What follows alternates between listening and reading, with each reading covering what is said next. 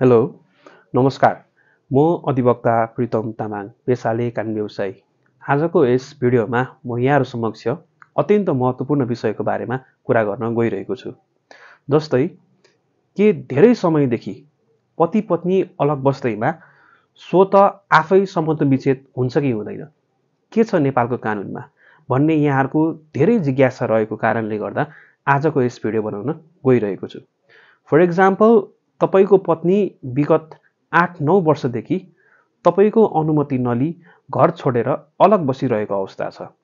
अब के यस्तो अवस्थामा तपाईले अदालतमा गएर डिभोर्सको मुद्दा गरेर डिभोर्स गर्नुपर्छ कि अथवा डिभोर्स प्रोसेस नगरिकनै स्वत डिभोर्स हुन्छ त? यदि यस्तो अवस्था छ भने पनि तपाईले अर्को बिहे गर्नु अगाडि फर्स्टमा अदालतबाट डिभोर्स गर्नुपर्ने हुन्छ। यदि तपाईले अदालतबाट सम्बन्ध विच्छेद नगरिकन दोस्रो विवाह गर्नुभयो भने तपाईलाई बहुविवाहमा सजाय पनि हुन सक्छ। किनभने समाजमा यस्ता धेरै घटना एक्जाम्पल रहेको छ। पतिको मन्जुरी नलिई विगत 7-8 वर्षदेखि अलग बसे तापनि तपाईले दोस्रो विवाह गर्नु भइसके पश्चात तपाईको पत्नी जेठी पत्नी फर्केर आउन सक्छ र समाजमा यस्तो घटना घटिरहेको पनि छ। फर्केर आएको धेरै उदाहरणहरू रहेको छ। तसर्थ यो कुरा एकदम ख्याल गर्नु होला। धेरै समयदेखि तपाईको मन्जुरी नलिई अलग बसिरहनु भएको छ भने यस्तो अवस्थामा तपाईले अदालतको सहारा लिनुपर्ने हुन्छ डिभोर्स प्रोसेस गर्न।